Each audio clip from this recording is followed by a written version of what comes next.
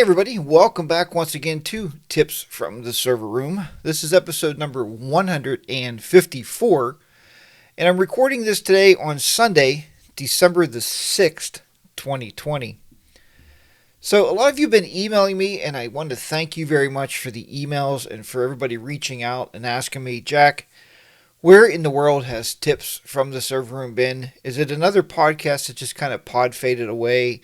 And is it one of those podcasts where we're never going to hear from you again?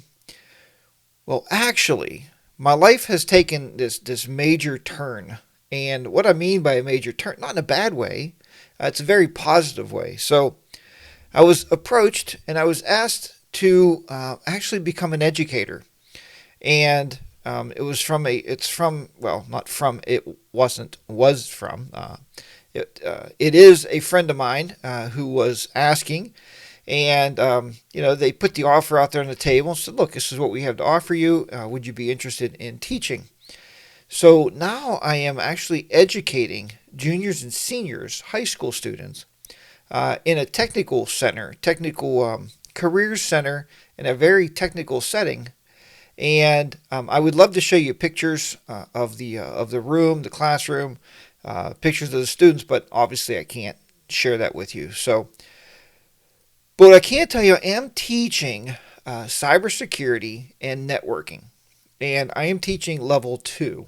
Okay, so we have an instructor that's been there for quite some time. He's teaching the 9th and 10th graders, so new students coming in. And once he has them educated in basic computer essentials and some basic understanding of networking, then they come to my room for their junior and senior year, and they get to level 2 of advanced networking, and also the introduction and some education about cybersecurity. What we try to do with them is, at that point, we try our very best to get these students to take their CCNA and get certified in CCNA, which is very huge, at least in where we live here in Pennsylvania. And we also try to get them to get the Cisco Cyber Ops, the new Cyber Ops certification. So that is a big part of what we do. They do get the CompTIA A Plus certification. Most of the students have that.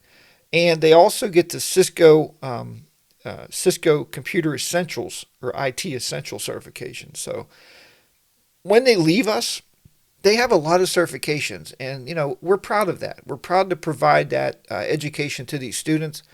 And I tell you what, it has opened my eyes just twofold. First of all, my wife has been an educator for 25 years, and she's been teaching students, very young students. She teaches very early childhood education. So, but she's been doing it for like 25 years, and she'll come home with stories and about educators. I've supported educators for almost 25 years. I've worked in school districts supporting educators. So with that being said, I thought I knew a lot about teaching, but in reality, I really, really don't. So the way it works now is they hire us, everybody at the CTC, you get hired in for your profession, right? You have to show that you have at least 20 years of working in the profession and getting paid full time for it.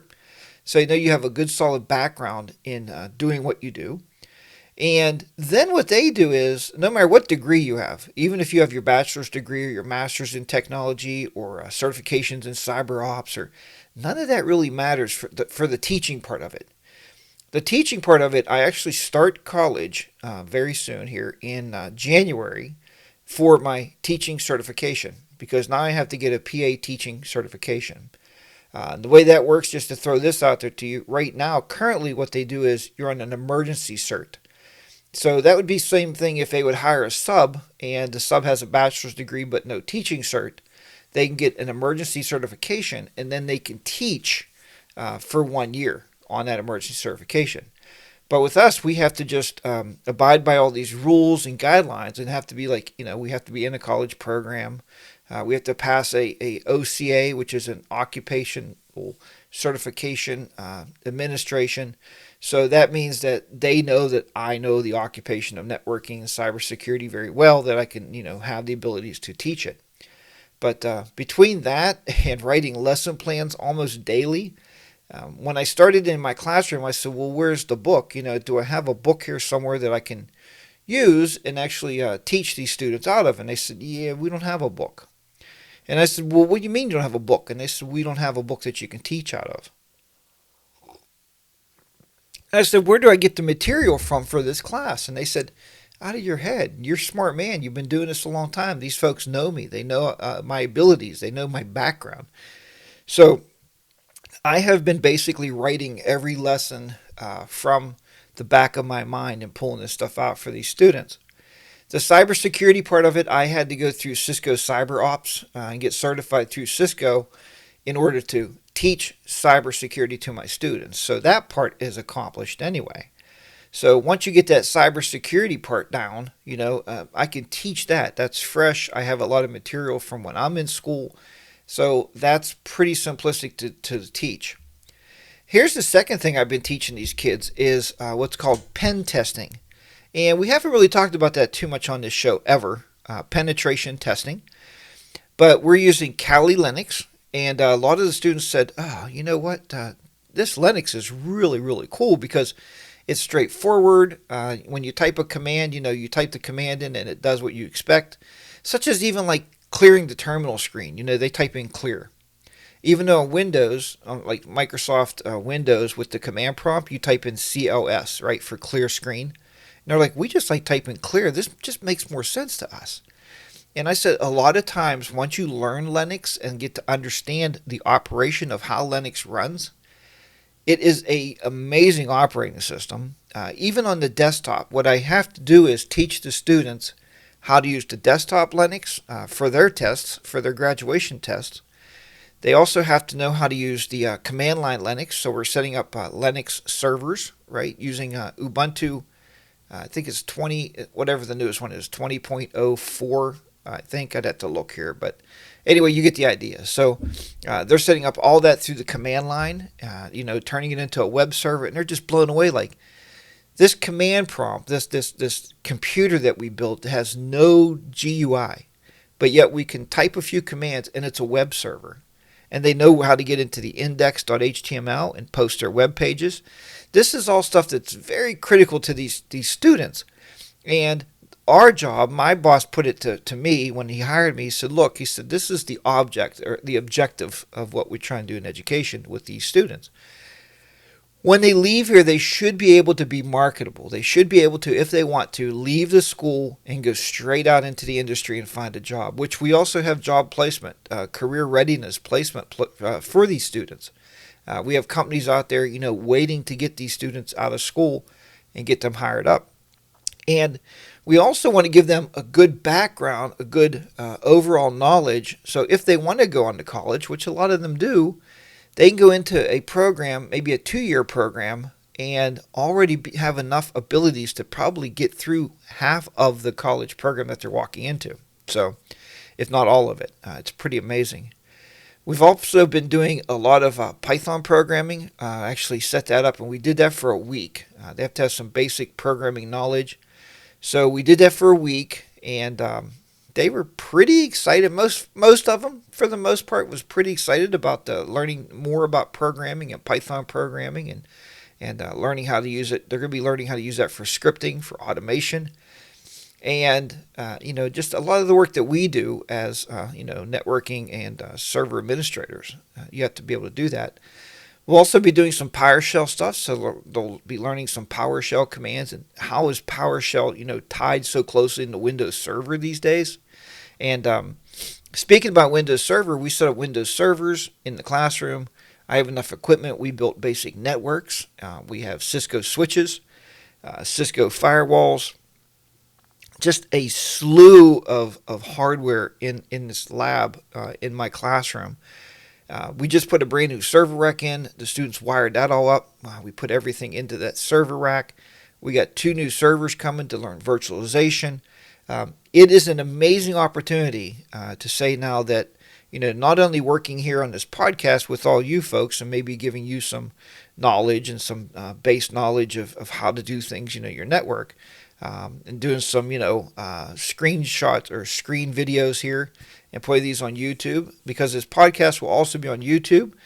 And you can find the, not really a live cast, but the video of me doing the podcast at 42 Technoman on YouTube.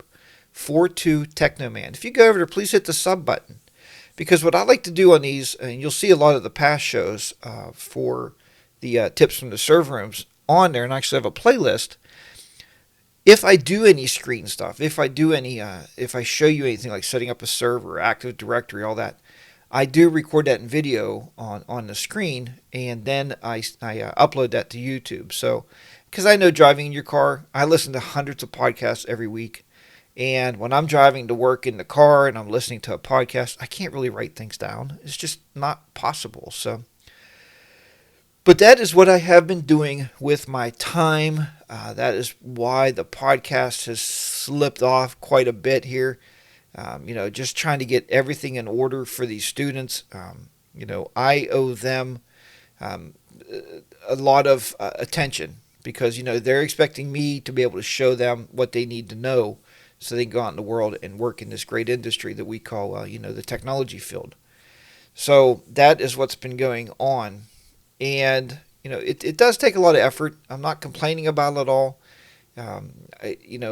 Every day when I sit with the students and we work on projects, I come home and I tell my wife, how much I enjoy the educator part of it. But now I understand educators more, where people always complain about educators, and I used to do it too. Educators would be off all summer, or they'd have a long holiday break, or something to that nature, where we in the industry would not. We'd have a couple days for Thanksgiving or whatever, maybe a couple days for Christmas. But in reality, they work very, very hard. Educators out there in the world, whatever you're educating, thank you, thank you, thank you for what you do. Because even if you're watching this and you go, oh, them educators have it so easy, they have the summers off, they earn that right. Because I tell you what, this is not a 7 to 5 job or a 7 to 4 job. This job is, I go to work at 7, I get home about 4 o'clock, and by 4:30, I'm starting to plan, write my lessons, do my online stuff that I have to do for, we have an online content learning management system. I have to get everything put in there. I have to get it organized properly for the students for the next day. So it's more like I come home at 4, start doing that about 4:30.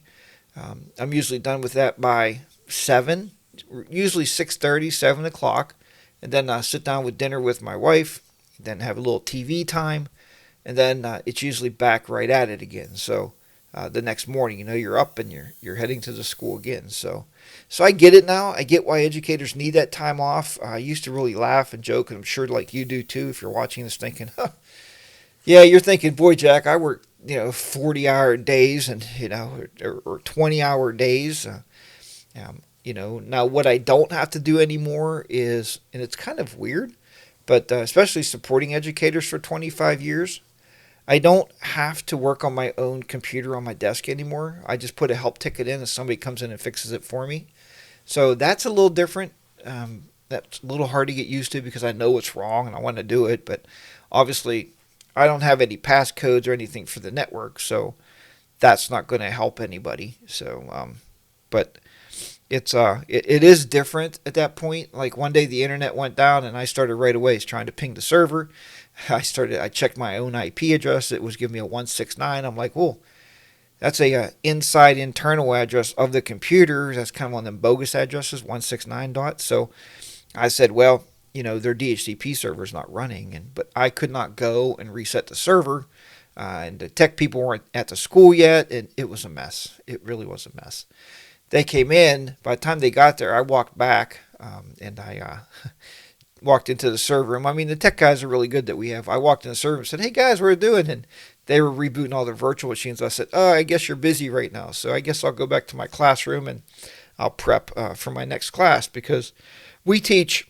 If you've ever been to a CTC, I don't know how it is where you live, but in Pennsylvania, the way it works is we have a morning session, and then we have an afternoon session. So it's almost like teaching a college class. I teach a morning class. I got to teach an afternoon class. I'm teaching exactly the same thing in the morning as I teach in the afternoon. So, but But yeah, so I said, well, I'll just go back and prep for my afternoon class, and well, hopefully you guys will get this internet fixed very soon because we do so much on the internet these days. I mean, all of our online content obviously is online. Even our attendance, when we do our attendance, it's online. So it's funny because I used to preach to everybody, we need to be in the cloud. We need to be in the cloud. We need to be in the cloud. Be very careful about being in the cloud because when the cloud goes away, you have no access to your stuff. So think about that. I'm more of a guy who likes to have stuff on premise and in the cloud. I like to kind of have both. That's what I had at my last job when I worked at the marketing research firm, which I know I talked to you a few times on the podcast about that because I look back, the last podcast I did obviously was February, and I'm sorry about that. But when I was working at the marketing research firm, I had on-premise stuff, and then I had cloud-based stuff. And thank goodness, because when the whole COVID, the whole pandemic hit, our workers were very much more set and ready to go home and work than what a lot of companies out there were. And it's nothing that I did. It's more that our company was based around our people traveled all the time. So they'd take their laptops, they'd go to Germany, they would go to France, they would go to Japan, they would go to Texas, Florida, California, all over the place, state of Washington. So they were used to already being a mobile workforce. So all I had to do was add more VPN on the back end, more licenses to get everybody to VPN into the network, because at that point everybody went home to work. But we were more able to do that, and using stuff like OneDrive, because it was a total Microsoft Office shop. So with OneDrive, we were able to, well, I was able to, let me say, dump all their files onto a OneDrive folder with the admin account, share that out amongst everybody until I could get the extra VPN licenses to keep them working. So they never lost a day's work, and I think that is great in the tech field if you can set it up where your people don't lose work. But ordinarily, though, we did have file servers at work. There's a lot of file storage. I added Synology drives. I'm sure you know what Synology is. I just ordered 2 of those for school for the kids to use, for the students. So, but it's just a great way to introduce students to all this stuff. So what I'm hoping to do with this podcast, folks, as we go on here, depending on how much time the college program starts to take up with me, but I hope to actually bring this back to life and bring you some cybersecurity stuff, some of the Linux stuff, and don't get turned off going, oh, Jack, I hate Linux. It's absolutely trash. It's garbage. The more and more I talk to people, the more and more you need to learn Linux. If you're a Windows Server administrator and that's all you know, you're going to end up getting to the point you're going to have a hard time finding a job. And I'm telling you, that's the honest truth. Because when I worked for the marketing research firm, I walked in there and they said, hey, we have 6 Linux servers. They had 3 Linux servers running in our server rack. And now they were all virtualized. And they had 3 Linux servers running on AWS. And not only Linux, it was CentOS. So CentOS, I call it, or CentOS, CENTOS. And it's a little different than like Ubuntu, but luckily most of it, is the same. The only thing I found with CentOS that was really different was installing. Instead of doing like a apt install, you would do a YUM, and use the YUM installer, I guess, to install packages. But other than that, Linux is not hard, and maybe we'll go over some of that on this podcast. Email me, let me know. Just send me an email at tipsfromtheserverroom@gmail.com. And, I'd love to hear from you. I'd love to hear what you're thinking and what you might need to know. I don't ever want to try to present that I know everything, because as I told my students, I don't. But I am a research guy. So if I don't know it, I will figure it out and I will teach it and present it to you. So I've been doing a lot here, my personal self, with PHP programming, and like I said, been doing a lot of Python programming with VS Code. VS Code is amazing. If you're looking for a coding editor, and you listen to these big time coders out there, I watch a lot of their YouTube videos and they're like, oh yeah, we use Vim and we use Nano, and you know what? Get yourself a code editor, load up Kite in it, Kite, so that way you get some helper text as you're programming. It is way off the charts awesome. I mean, it's just great to be able to program that. The kids loved it. I keep calling them kids. I try to call them students. To me, kids is like grade school. These are high school young adults. So these are my students. But they've been really really enjoying it and really understanding programming now. And they're like, oh, Mr. Jack, man, this is awesome. To be able to learn this stuff. So uh, this week, I actually think, just coming to now here in what I say, December 6th, this coming week, I think where I'm going to start leaning a little bit towards the 5505 firewalls. We just ordered 5506s. We have Cisco contacts at Cisco that we talk to all the time, and they give us the latest, greatest equipment coming out, what we should be buying. They don't give it to us, they give us a list of what we should buy. So I think it's 5506 is the next one we're buying. So all right, but thank you so much for watching. Thank you for all of the great questions and the emails, people asking me where I've been. I've been healthy. Everything's been good. Thanks for asking about that. My wife has been healthy. The family's all good. The kids are great. Just to throw it out, I do have a new grandbaby. He's about 6 months old now, so he's doing great. My other grandson's great. So, but I hope to come to you each week and bring you something new. And we'll see how it plays out. But I just wanted to touch base with everybody. So thank you again so much for everything and all the well wishes. I do appreciate that. And if you're not subscribed to the YouTube channel, please go over to 42 Technoman. Hit that little subscribe button. Then as I post these, you'll get notified. And we'll put these into that playlist I told you about for tips from the server room. So thanks once again, everybody. And I will be talking to you very, very soon. Until then, keep those servers humming and keep those viruses away. I'll see you next time. Bye-bye for now, everybody.